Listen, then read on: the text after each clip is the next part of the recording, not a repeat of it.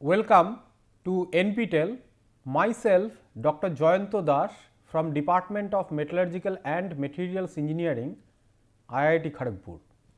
I will be teaching you advanced materials and processes.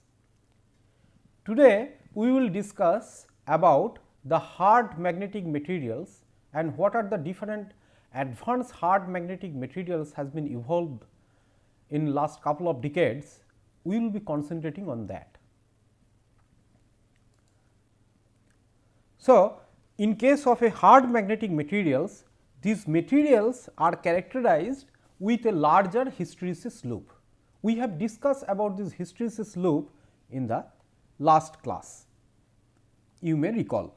So, here this is a typical hysteresis loop I am showing, and in this hysteresis loop a hard magnetic material is also characterized by a larger value of Hc, okay, that is the coercivity. Now, in these material, hard magnetic material, they are also called as a energy product. The reason of calling them as a energy product is that the property here evolved in a demagnetization behavior. So, if we demagnetize means if we withdraw the magnetic field after saturation, here is the MS, that is the saturation. After saturation we withdraw it, and then in the second quadrant we are demagnetizing the magnet. And so, BD and HD we can consider at any point, and we can calculate the area using that BD and HD. So, as an example I show you here, this is the area, but at a certain point on this second quadrant you will get a maximum area, okay, a maximum area of the multiplication of B and H.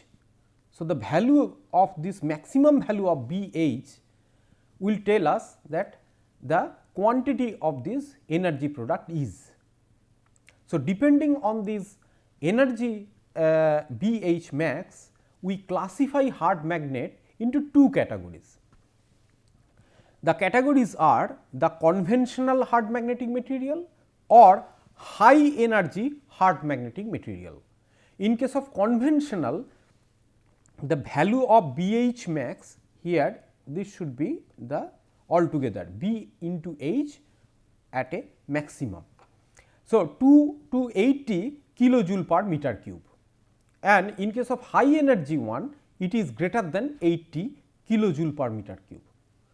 And the alloys that are developed like alnico, aluminum nickel cobalt alloy, or copper nickel iron alloy, or some of these ferrite like here barium iron ferrites. Whereas, in case of high energy product or high energy hard magnetic materials, there are neodymium iron boron and samarium cobalt.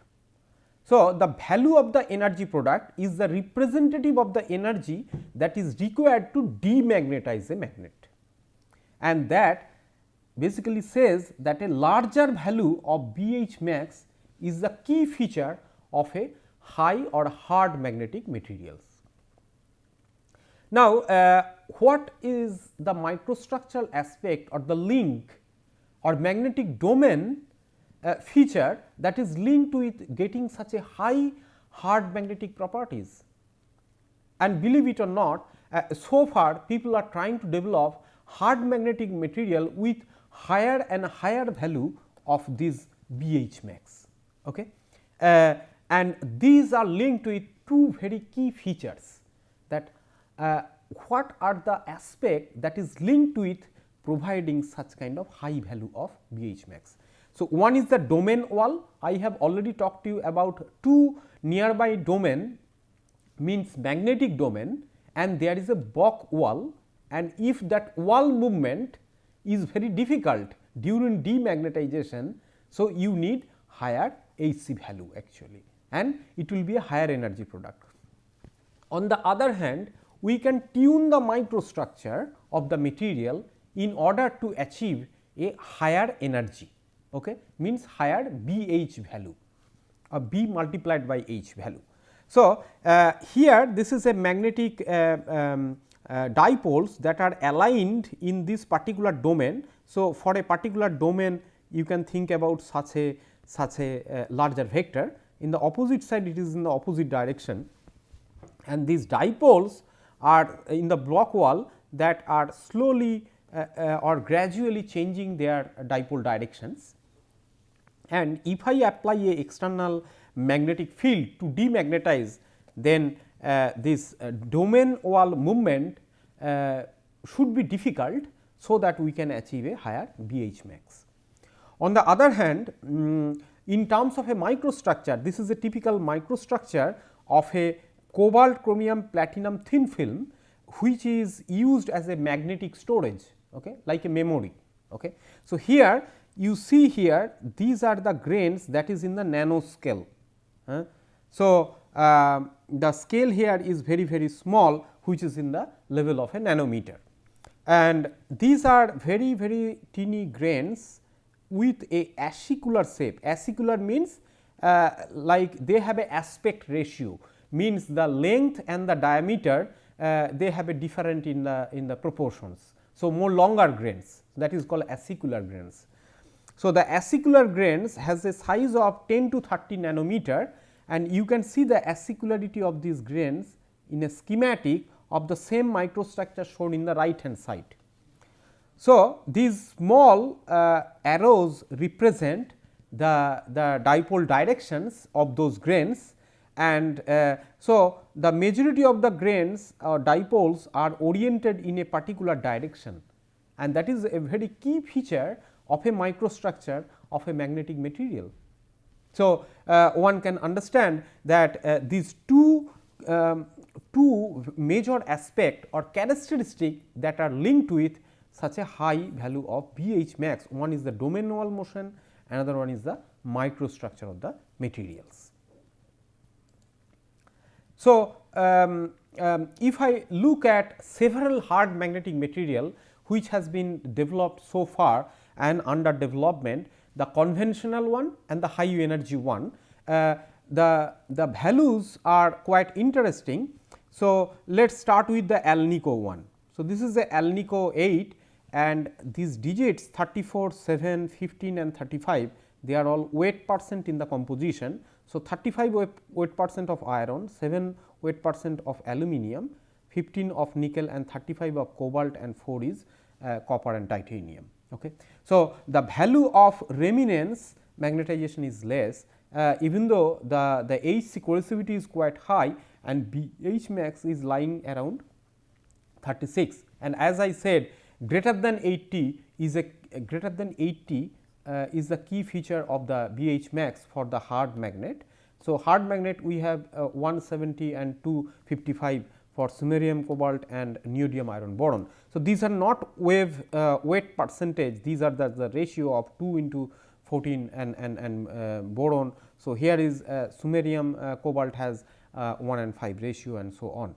So, three very important values or characteristic of a hard magnet, very high hard magnet, like one is the BH max, which is represented here in the area of the area under the curve of the BH max value, and the second one is the HC value, HC is lying here, and the third one is the remanence one. The remanence is the characteristic here, which is represented by MR or BR.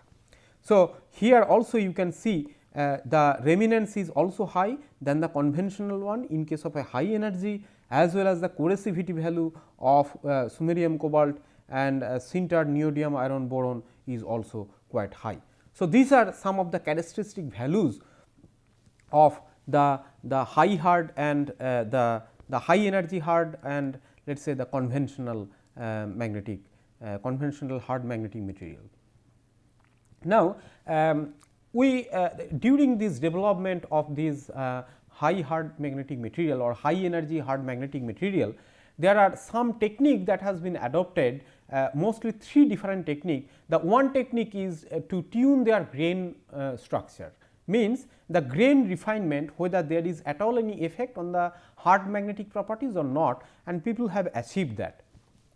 It says that here I have plotted the coercivity value, which is the characteristic value of a hard magnet. The higher the coercive force required, that is the harder the magnet, and the grain size here is represented with micrometer.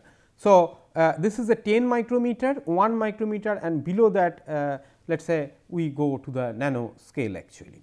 So, from 100 micrometer to 1 micrometer, you can see that the grain size decreases and the coercivity value actually increases. So, coercivity here as a function of the grain size in a neodymium iron boron sintered magnet.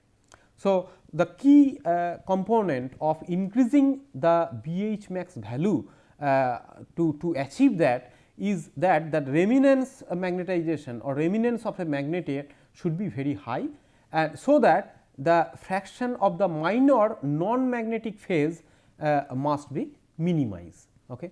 And in the easy axis for magnetization must be strongly aligned with the magnetization direction. So, if I can produce a microstructure of nanoscale and they have a magnetic moment that is aligned with the easy aligned direction, then where we are providing the magnetic field, then the easy axis, if it is aligned with the axis of the crystallographic axis of the material, then we can achieve very high BH max. Now, on the other hand, we can also think about tuning very slight composition, and so that the operating temperature of the magnet could be increased. Now, once again the key feature here is the BH max, that is the energy required to demagnetize the magnet with the coercivity value Hc. So, Hc is the coercivity, and the neodymium iron boron here neodymium 14, iron 80 and boron 6. So, let us say MRI or speaker or hard disk drive, we can use those hard magnet, and let us say ABS sensor, here the temperature could be a little bit higher than the 100 degree centigrade, and we can use dysprosium or some rare earth to improve this BH max and high temperature use actually. So, the dysprosium content actually increases to a better magnetic properties or better BH max at higher temperature up to 200 degree centigrade. So, you can see for different application, the BH max achieved is lying in this line, whereas the engineers has a goal without losing this magnetic property of BH max and to reach up to let us say 200 degree centigrade and a higher Hc max. So, a higher Hc max and Hc is a representative of that kind of higher energy hard magnet. So, this is let us say a engineer's goal for commercial application of sintered magnet and their composite. Now, one of the major aspect of grain refinement we have discussed. However, there are another 2 magnet, and the second aspect of increasing the energy of a hard magnet is the grain boundary diffusion processing. So, this is a typically processed magnet with a higher energy value, BH max value.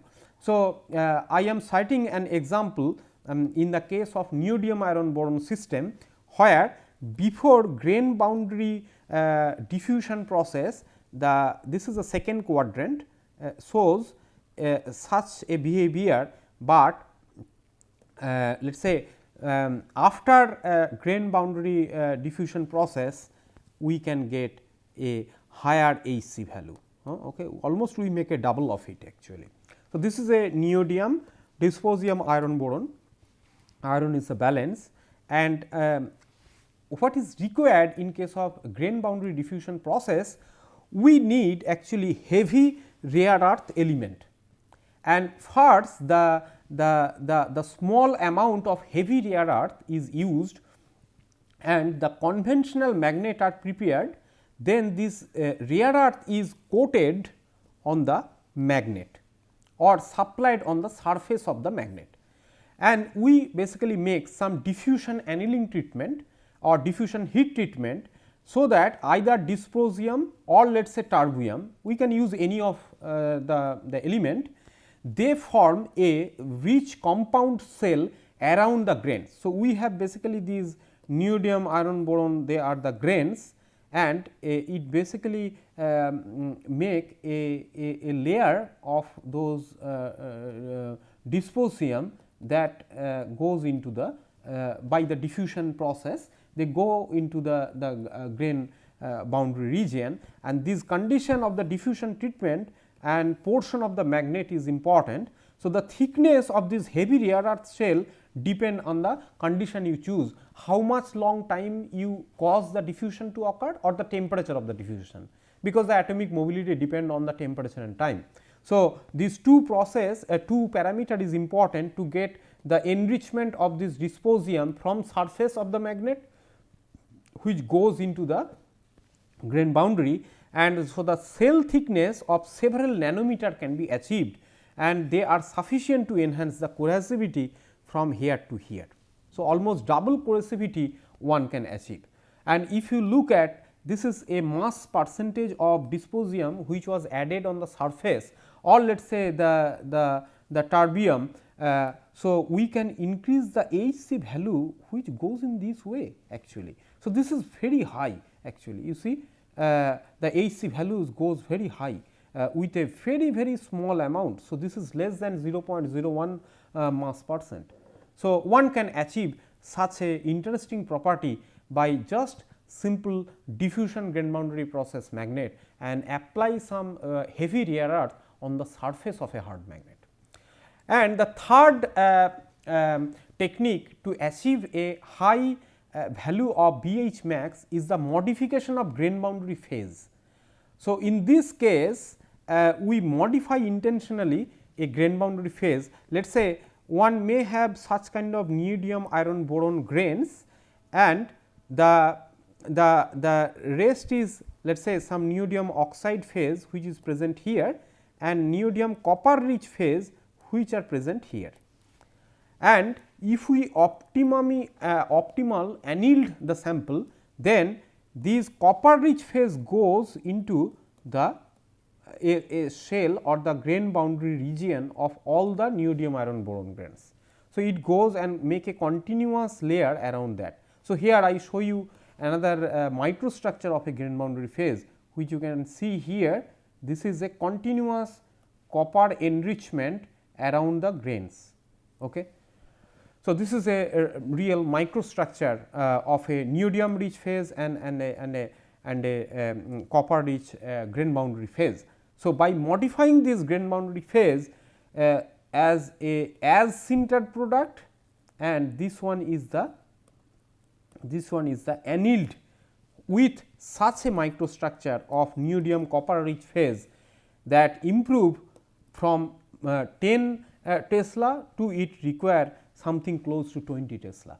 So, let us say you can understand that how important a grain boundary modification can help or assist on evolving a hard or high hard magnet, high energy hard magnet for a better application.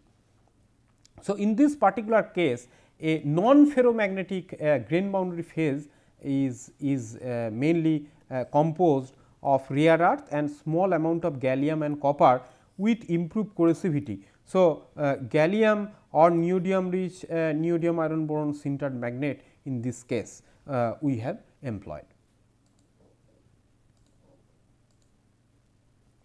Now, so we have discussed all the three different aspects of improving the BH max, and now I will talk about some of the important hard magnet like one of the very conventional hard magnet like alnico, where the major alloying elements are iron, cobalt and nickel. So, here iron, cobalt and nickel, and some minor amount of aluminum and copper is added.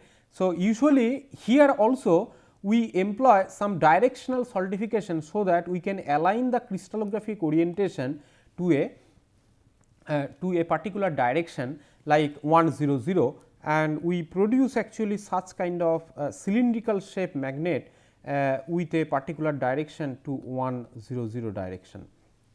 Okay. So, to achieve a optimum value of Hc, we first heated up to 1250 degree centigrade to produce a homogeneous solid solution, and cool at a rate of 1 degree centigrade per second, about 500 or lower, and then reheat or temper the microstructure at 600 degree centigrade.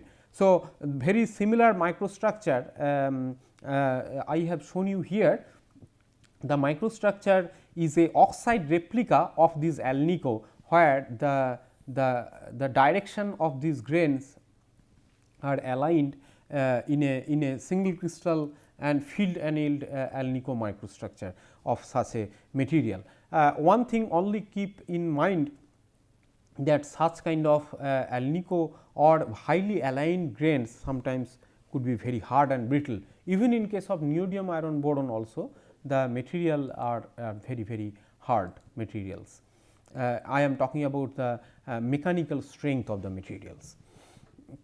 Now, the other magnet, which is also a conventional magnet, conventional hard magnet, means the value of BH max is less than 80. They are often used in various purposes. So, here the processing steps, since we have barium, iron, oxygen, or let us say strontium and iron and oxygen. So, these are the ferrite magnet, where the processing is mostly considered as a barium carbonate, which is mixed with iron oxide, and they are fired around 1200 degree centigrade to form basically the ferrite. Okay. So, this ferrite compound has to form, and then this material we need to reduce the grain size. So, we apply some ball milling technique to reduce the grain size or particle size, and then it is processed or pressed in a die, and then it sintered around 1200 degree centigrade to sinter the product, and the resulting microstructure of the magnet, which has a something like a 1 micrometer. So, here also you can see the grain size is somewhat in that range of around micrometer range actually. However, if we have to produce such a magnet where grains are oriented along a particular direction, then we have to align these anisotropic grades that require wet processing technique, and here magnetic field is employed to align the C axis of the particles in the field. So, since the structure is hexagonal, you know what is the axis of 0001, that is the C axis, that is section parallel to C axis. So, the grains are oriented along this 0001 direction, and we produce this particular product by along this compression axis of 001. So, these usual product are the cylindrical magnet with a easy axis parallel to the cylindrical axis. So, this is another very important hard magnet of this ferrite that are used for many magnetic cores application that may have a slightly lower BH max, but a very wide application because the microstructure is very stable. Now, so far we have discussed about 4 different magnets and optimum processing condition or various technique to achieve the higher BH max. But the question may comes to our mind, because microstructure may be different than a domain wall structure. Is it possible to image the magnetic domains in a microstructure or not? And the answer is yes, it is possible to image the domains in a material, in a magnetic material. And this could be done in a optical technique which is known as Kerr microscopy. So, this is a magneto-optical Faraday effect which can resolve a microstructure or a domain structure in the scale of 200 to 300 nanometer. So, what is this effect actually? So, imaging magnetic domain structure is very interesting, and we may have a, let us consider we may have a polarized light. So, here E is the polarization vector, okay. And now I apply a field of B. So, due to application of the field, the polarization vector changes its direction, and this is called as a Faraday direction change or Faraday effect, magneto-optical Faraday effect. So, the resultant vector changes its direction and we will can generate a contrast. So, I may have a polar direction of a magnetic domain, I may have a longitudinal direction of a magnetic domain, or maybe I may have a different direction or transverse direction of a magneto-optical Kerr effect direction. So, I can generate a contrast here. These are not the grain, but these are the magnetic domains that are oriented differently. So, we can generate that kind of contrast. So, several grains of neodymium iron boron with magnetic domain made visible using a Kerr microscope. So, inside maybe in a grain we may have several magnetic domains. So, we can easily, or maybe single grain has a same domain. So, we can resolve both the microstructure and the magnetic domains using Kerr microscopy. Let us say I can show you another image of a Kerr microscopy image which is taken for a cobalt crystal along the basal plane. So, this shows a branch domain pattern in a cobalt. Okay. So, this is a branch domain pattern.